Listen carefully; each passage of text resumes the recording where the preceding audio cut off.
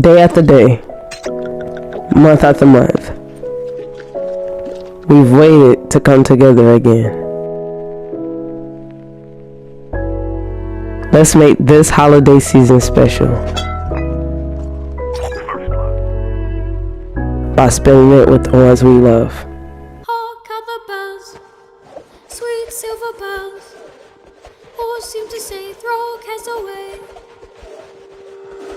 Christmas is here, bringing good cheer to young and old, meek and the bold. Ding dong, that is their song, with joyful ring, more caroling. One seems to hear words of good cheer from everywhere, filling the air. Oh, how they bound, praising the Son, Lord in the desert. For the King to restore the kingdom. Not even once did they give in through generations.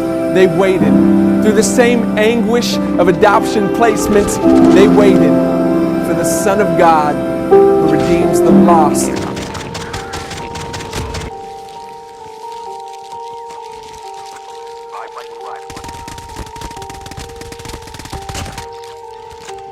What good is a Christmas story if it's void of God and His glory?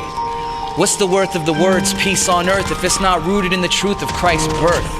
What benefit is it for us to discuss the joy of the season unless we fix our hearts and our minds on the principal reason that Christ has atoned for us? See, Christmas is more than just a story of a baby born in a manger, more than a poor fiance engaged to a humble virgin teenager, more than a magi, more than gold, frankincense, and myrrh. It's more than a narrative of the nativity scene. There was so much more that occurred.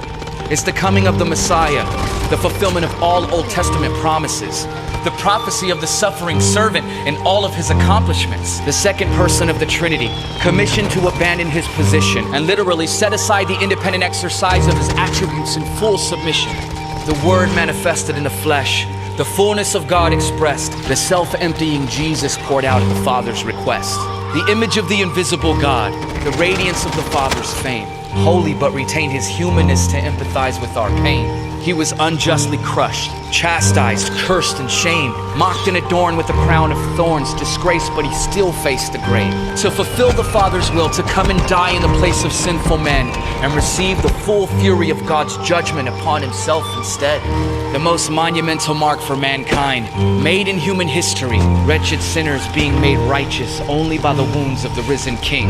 The condescending of a holy God, made in the likeness of men, a child born to be the Savior that would save the world from their sins, the offspring of the Virgin's womb, the Christ, God's own Son, fully God, yet fully man, the only theanthropic one. This is what we celebrate.